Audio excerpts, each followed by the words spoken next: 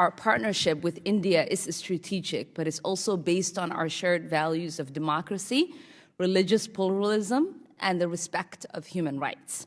Under Modi and the BJP government, all of these mutual values have been threatened. And I think we have to understand the situation in Kashmir as part of an overall Hindu nationalism project of the BJP. So my first question to you is about the right of self-determination. Is the United States committed to emphasizing the centrality of Kashmir voices in determining the future of the Jammu and Kashmiri people? I would disagree with the characterization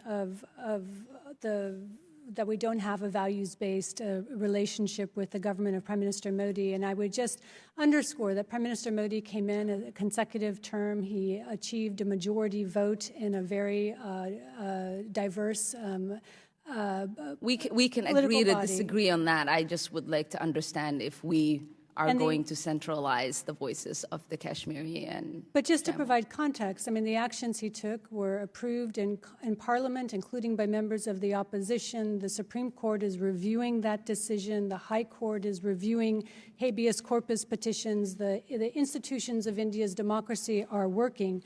We absolutely believe that Kashmiri's voice needs to be heard, that in any restoration, when there is restoration of an assembly, when there are state assembly elections, that's the way for Kashmiris to be able to register their views, also in peaceful assembly.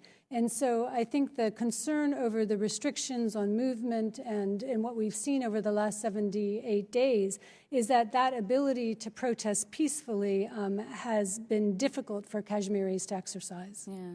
I mean, and the part of the reason I asked and the part of the reason I emphasized the context of the larger BGP project is because I think the situation in Assam is as bad as Kashmir, if not worse. And I think in both cases, the impunity we have seen for crimes against Muslims under the BJP was warming for such worse things to come. In Assam, almost 2 million people are being asked to affirmatively approve their citizenship. As my colleague and the chairman said, there have been official statements to the effect that no Buddhist, Christian, Sikh, or Jain refugees need to worry about their status. And so this is a clear anti-Muslim program.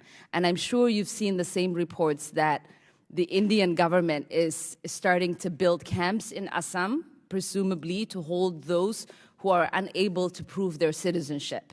This is how the Rohingya genocide started. At what point do we no longer share values with India? Are we waiting for the Muslims in Assam to be put in those camps?